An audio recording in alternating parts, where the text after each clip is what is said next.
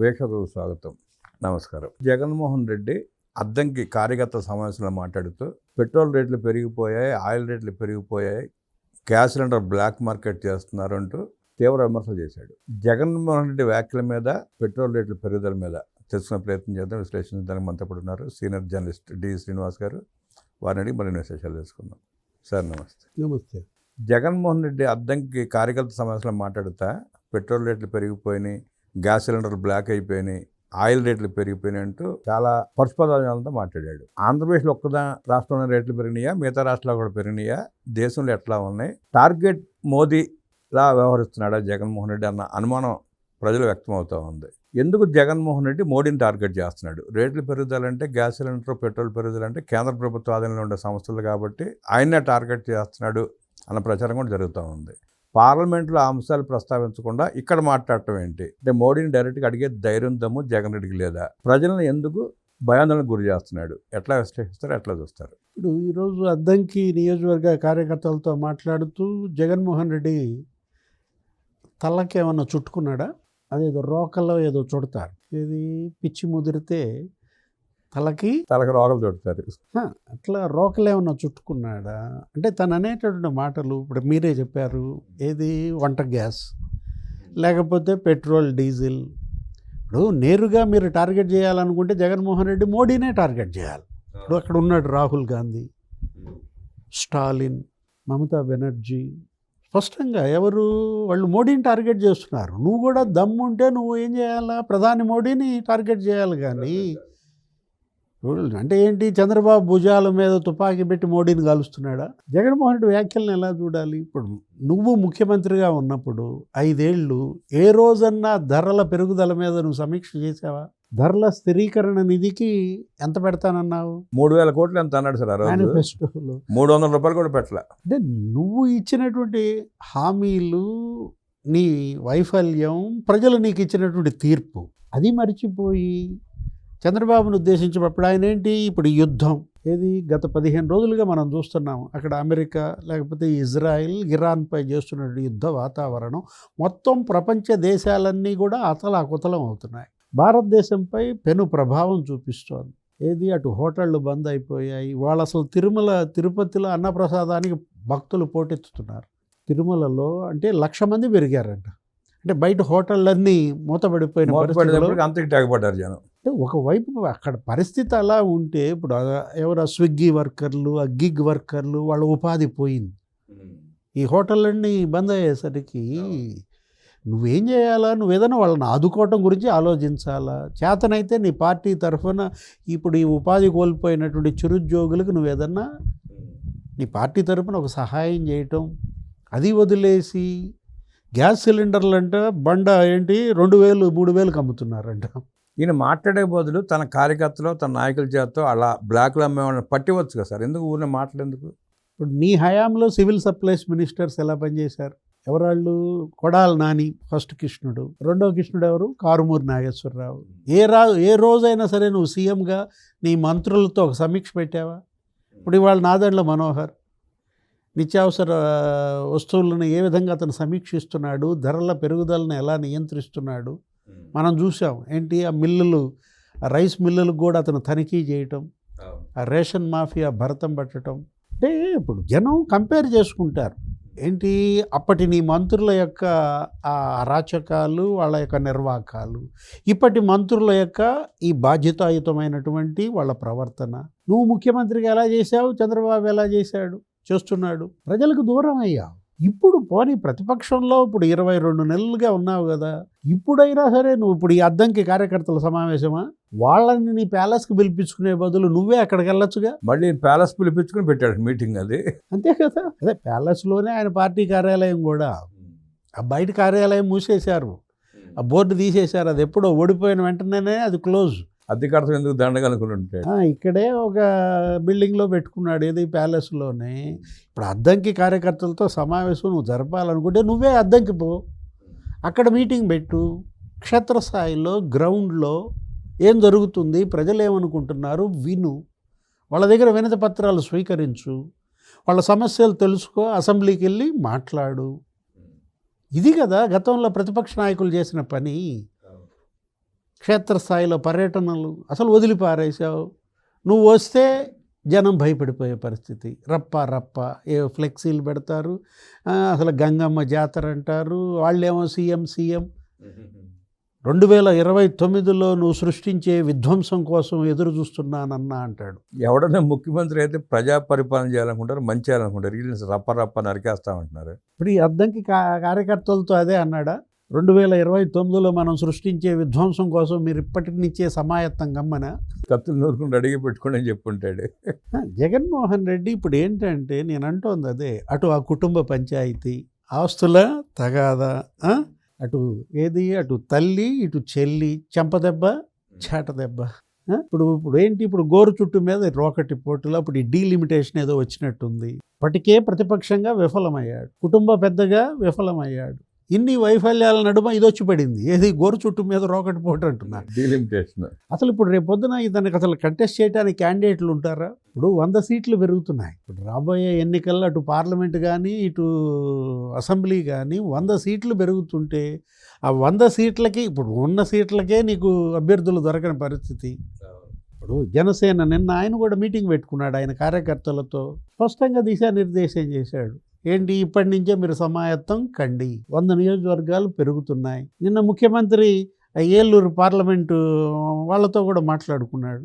ఏమనుకుంటున్నారు ఏంటి, మీరు ఇప్పటి నుంచే ఇప్పుడు పునర్విభజన కమిటీ ఒకటి ఏర్పడుతుంది. ఆ కమిటీలో మీ ప్రాతినిధ్యం, మీరు మీ సలహాలు సూచనలు, పెరిగే నియోజకవర్గాలు ఏంటి, వాటిపై ఒక అవగాహన పెంచుకోండి అని చెప్పి అటు తెలుగుదేశం జనసేన అలా నాయకులను ఇప్పటి నుంచే సమాయత్తం చేస్తుంటే నువ్వు రప్ప చేయండి అంటున్నాడు.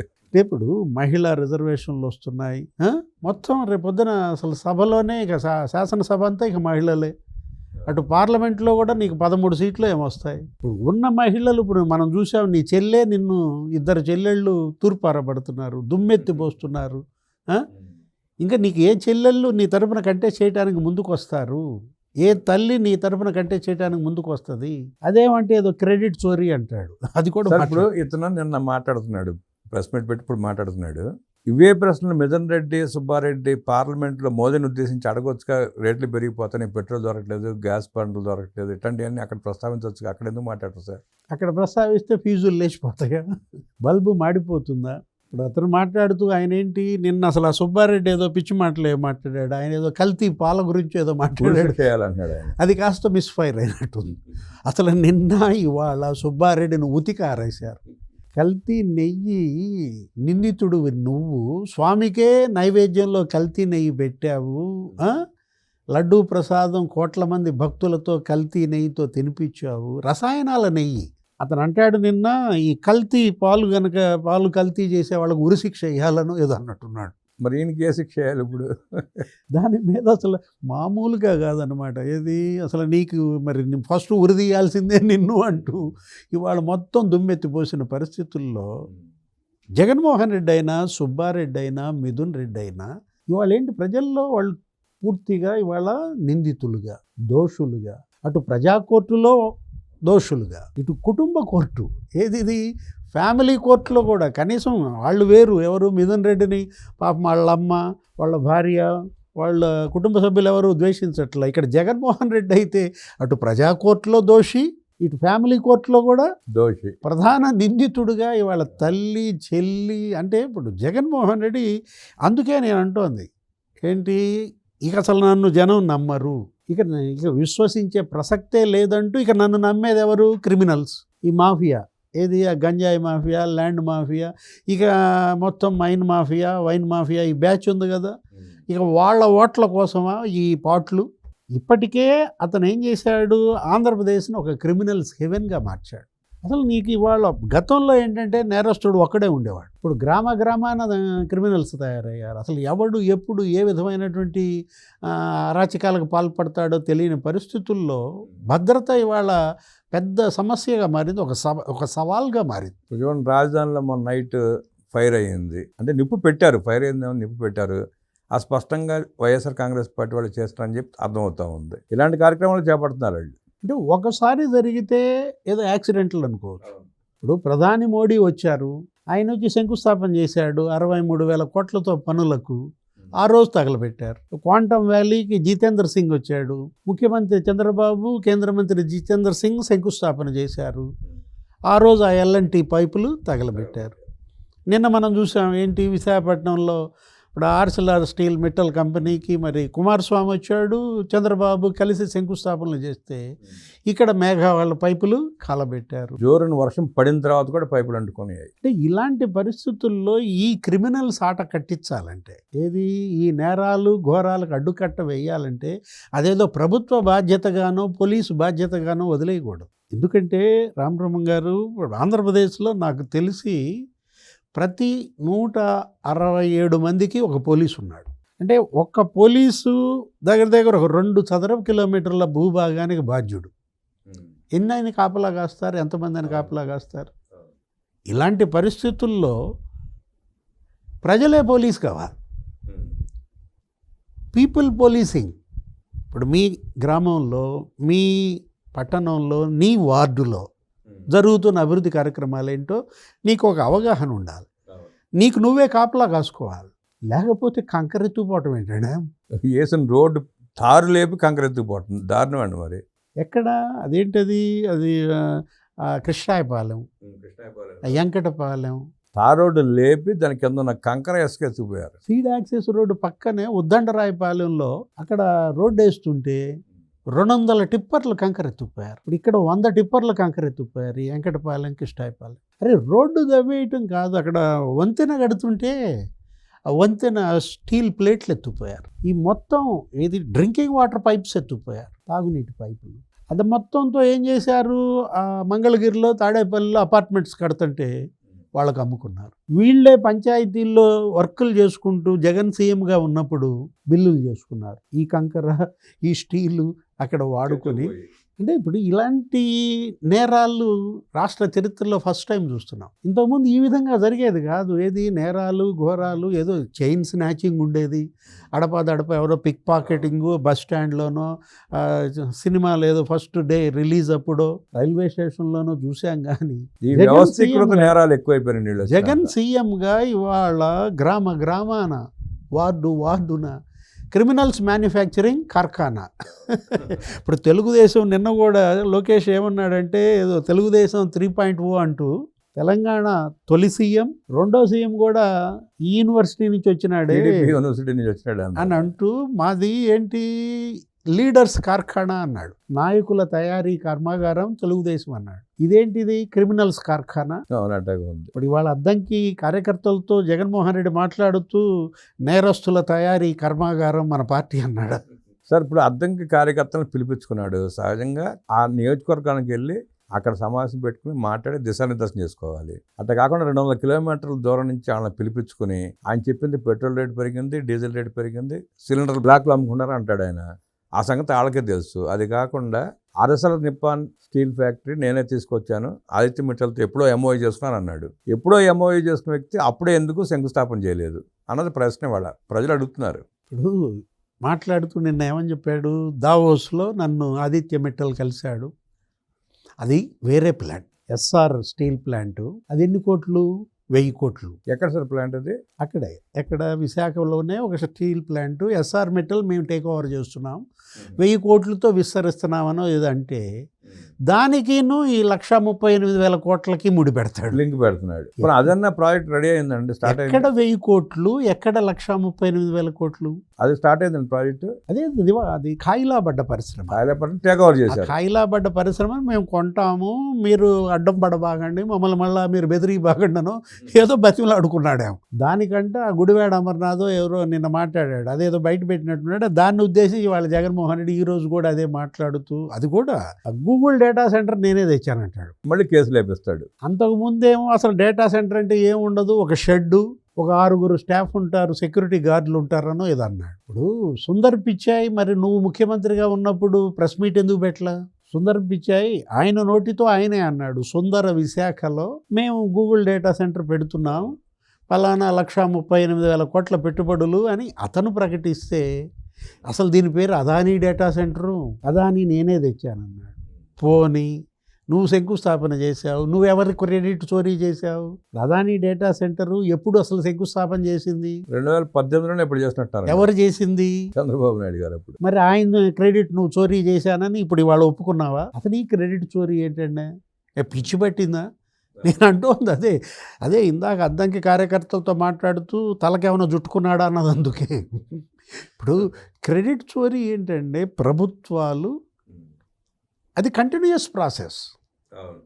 ఒక ప్రభుత్వం పోయిన తర్వాత ఇంకో ప్రభుత్వం వస్తే గత ప్రభుత్వంలో ఉన్నటువంటి పనులు తర్వాత ప్రభుత్వంలో కూడా కంటిన్యూ అవుతాయి. క్రెడిట్ చోరీ అంటే ఏది నీ క్రెడిట్?